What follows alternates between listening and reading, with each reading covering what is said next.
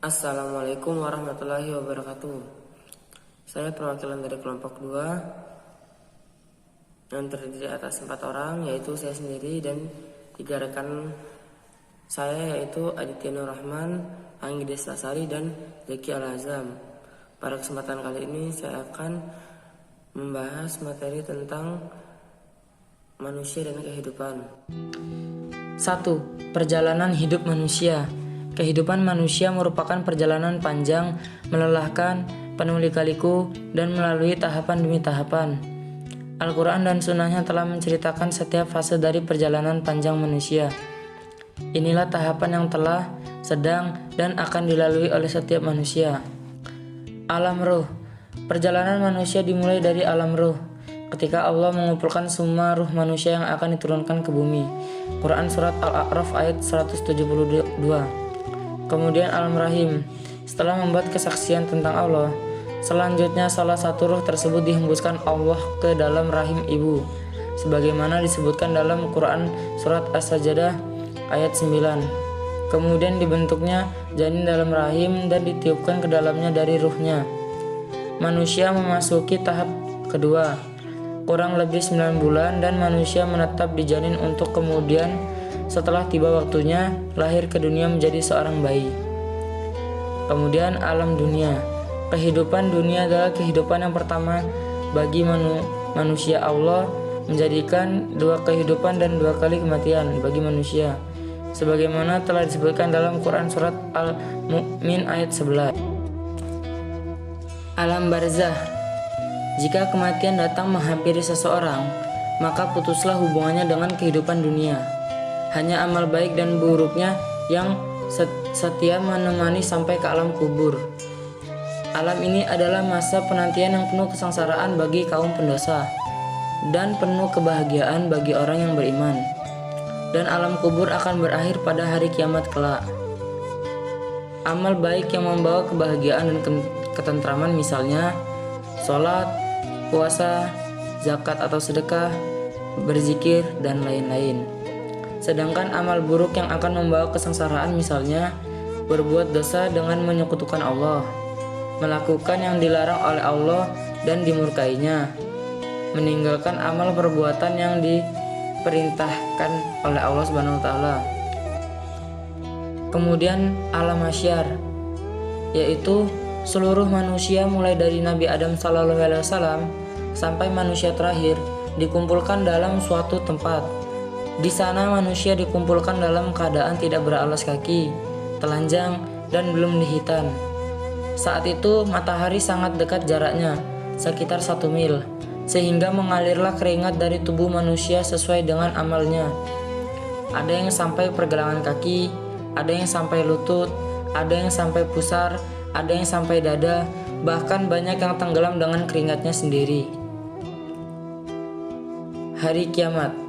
Hancurnya seluruh kehidupan di muka bumi kemudian akan dibangkitkan dan dikumpulkan di padang mahsyar, sebagaimana firman Allah dalam Quran Surat Az-Zumar ayat 68. Hari penghisapan, di mana setiap orang diadili atau ditimbang amal baik dan buruknya. Hari pembalasan, hari di mana setiap orang diperintahkan menempuh perjalanan menuju tempat abadi yang telah disiapkan untuk mereka. Pilihan tersebut ada pada diri kita sendiri, masuk neraka atau ingin masuk surganya Allah Subhanahu wa taala. 2. Orientasi hidup manusia. Tipologi manusia. Tipologi manusia secara umum dapat diklasifikasikan menjadi 4 hal. 1. Manusia dalam pandangan antropologi fisik dan budaya. 2. Manusia dilihat dari segi antropologi filsafat atau sudut pandang jasmani dan rohani. 3. Manusia menurut pandangan antropologi dan metafisika. Dan yang keempat, manusia dalam pandangan Islam. 1. Manusia dalam pandangan antropologi fisik dan budaya. Para ahli memberikan sebutan kepada manusia sesuai dengan kemampuan yang dapat dilakukan manusia di bumi, yaitu A. Animal rotation atau binatang yang berpikir. 2. Homo sapiens atau makhluk yang pandai menciptakan bahasa dan menjelmakan pikiran manusia dan perasaan dalam kata-kata yang tersusun. C. Homo faber atau makhluk yang terampil. D. Zoon politikon atau makhluk yang pandai bekerjasama, bergaul dengan orang lain dan mengorganisasi diri untuk memenuhi kebutuhan hidupnya. E. Homo economicus atau makhluk yang tunduk pada prinsip-prinsip ekonomi dan bersifat ekonomis. 2. Manusia dilihat dari segi antropologi filsafat atau sudut pandang jasmani dan rohani. Terdapat 4 aliran jika kita mengkaji manusia dari sudut pandang filsafat atau aspek jasmani dan rohani, yaitu 1. Aliran serba zat. 2. Aliran serba ruh. 3. Aliran dualisme atau gabungan antara ruh dan zat. 4. Aliran eksistensialisme. 3. Manusia menurut sudut pandang antropologi dan metafisika. Dari segi antropologi terdapat 3 sudut pandang hakikat manusia, yaitu manusia sebagai makhluk individu atau individual being, manusia sebagai makhluk sosial atau moral being, dan manusia sebagai makhluk atau social being. 4. Manusia dalam pandangan Islam. Dalam Al-Quran ada beberapa istilah untuk menyebut manusia, yaitu al-bashar atau 35 kali dalam bentuk mufrad dan sekali dalam bentuk mustana. 2. Al-ins atau 18 kali. 3. Al-insan atau 65 kali. 4. An-nas atau dalam 240 kali. 5. Bani Adam atau dalam 7 kali. Dan yang keenam, Zuriyah Adam atau 1 kali. A. Al-Bashar. Bismillahirrahmanirrahim.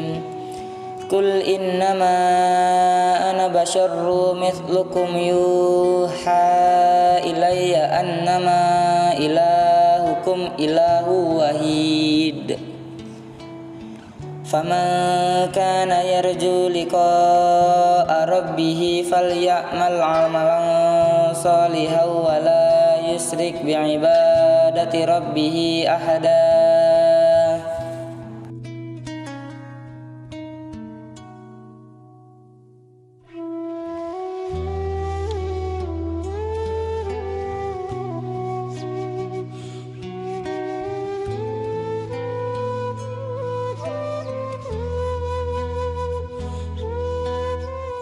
B. Al-ins. Bismillahirrahmanirrahim. Wa ma khalaqatul jinna wal insa illa liya'budun. C. Al-insan. Quran surat Al-Alaq ayat 1 sampai dengan 8. D. An-nas. Bismillahirrahmanirrahim. Ya ayyuhan nasu inna khalaqnakum min zakarin wa unsa wa ja'alnakum syu'uban wa qabaila lita'arafu. Inna akramakum indallahi atqakum. Innallaha alimun khabir. E. Bani Adam dan F. Zuriyah Adam. Bismillahirrahmanirrahim. Ya bani Adam khuzu zinatakum inda kulli masjid wa kulu washrabu wa la tusrifu innahu la yuhibbul musrifin. Shadaqallahul azim. 3. Tujuan dan fungsi penciptaan manusia. Ada teori besar yang pernah diperkenalkan oleh Charles Darwin tentang asal-muasal manusia. Teori itu mengatakan bahwa manusia pada mulanya adalah kera, yang kemudian berevolusi melalui perubahan-perubahan mekanis yang pada akhirnya menjadi manusia sempurna seperti kita. Terlepas dari benar atau salahnya teori itu, sebagai seorang muslim, perlu kiranya kita memahami asal-usul manusia dengan merujuk pada sumber kita yaitu Al-Quran, sekaligus memperbandingkan apakah teori dari Darwin tersebut sejalan dengan Al-Quran atau justru sebaliknya.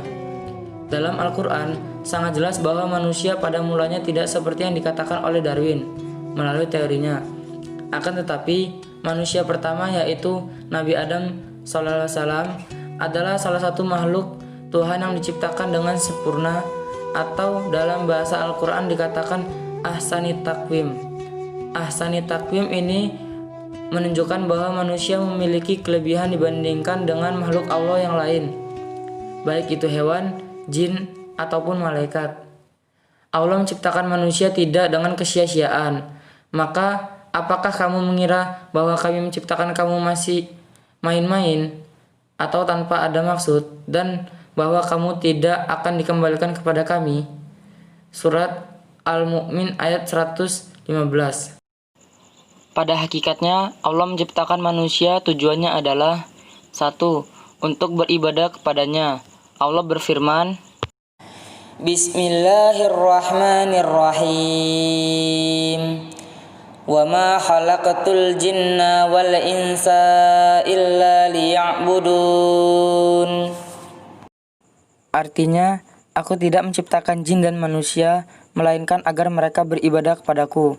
Quran Surat Az-Zariyat ayat 56. Ibadah di sini dipahami secara umum, jauh lebih luas dari makna itu, yaitu aktivitas mendekatkan diri kepada Allah dengan segala cara yang dibenarkan oleh syair atau Allah dan Rasulnya dalam semua aspek kehidupan. 2. Untuk menjadi khalifah di muka bumi, sebagaimana firman Allah kepada para malaikat tatkala akan menciptakan manusia. Bismillahirrahmanirrahim. Wa idh qulna lil malaikati isjudu li adama fasajadu illa iblis aba wastakbara wa kana minal kafirin. Artinya, dan ingatlah ketika Tuhanmu berfirman kepada malaikat, aku hendak menjadikan khalifah di bumi. Mereka berkata, apakah engkau hendak menjadikan orang yang merusak dan menumpahkan darah di sana, sedangkan kami bertasbih dan memujimu dan menyucikan namamu? Dia berfirman, sungguh aku mengetahui apa yang tidak kamu ketahui. Quran Surat Al-Baqarah ayat 30. Semula para malaikat mengira bahwa tugas Adam dan cucunya hanyalah beribadah kepada Allah SWT dalam arti sempit, seperti bertasbih dan memujinya. Oleh karena itu, malaikat bertanya, apakah tidak cukup kami malaikat yang senantiasa bertasbih dan memuji dan menyucikan-Mu ya Allah? Dengan demikian, tugas kekhalifahan manusia belum terlaksana, manakala manusia hanya sekedar melakukan ibadah dalam arti sempit atau ritual-ritual seremonial. Namun manusia dituntut juga untuk mengelola secara dinamis dan kreatif kehidupan di atas permukaan bumi ini. 3. Tujuan lain penciptaan manusia untuk menyeru kepada sesama dalam kebaikan dan mencegah perbuatan mungkar atau Bismillahirrahmanirrahim. Kuntum khaira ummati ukhrijat linnasi ta'muruna bil ma'rufi wa tanhauna 'anil munkari wa tu'minuna billah. Walau amana ahlul kitabi lakana khairal lahum minhumul mu'minuna wa aktsaruhumul fasiqun. Shadaqallahul azim. Artinya, kamu umat Islam adalah umat terbaik yang dilahirkan untuk manusia, karena kamu menyuruh perbuatan yang ma'ruf dan mencegah dari yang mungkar, dan beriman kepada Allah. Sekiranya ahli kitab beriman, tentulah itu lebih baik bagi mereka di antara mereka orang yang beriman. Namun kebanyakan mereka adalah orang-orang fasik. Quran Surat Ali Imran ayat 110. 4. Hidup sukses dalam pandangan Al-Quran. Cara meraih sukses. 1. Beriman dan beramal soleh. 2. Banyak mengingat Allah Subhanahu wa Ta'ala atau berzikir. 3. bersandar kepada Allah dan bertawakal padanya, yakin dan percaya padanya, dan semangat untuk meraih keutamaannya. 4. Berbuat baik kepada makhluk dalam bentuk ucapan maupun perbuatan dengan ikhlas kepada Allah dan mengharap pahalanya. 5. Ridho terhadap takdir Allah Subhanahu wa taala. 6. Mencurahkan perhatian dengan apa yang sedang dihadapi disertai permintaan tolong kepada Allah Subhanahu wa taala. Saya rasa sekian yang bisa saya sampaikan. Kurang lebihnya saya minta maaf. Kepada Allah saya mohon ampun. Wallahu a'la ihdinas siratal mustaqim wa akhiran unzur maqala wa la tanzur man qala. Wassalamualaikum warahmatullahi wabarakatuh.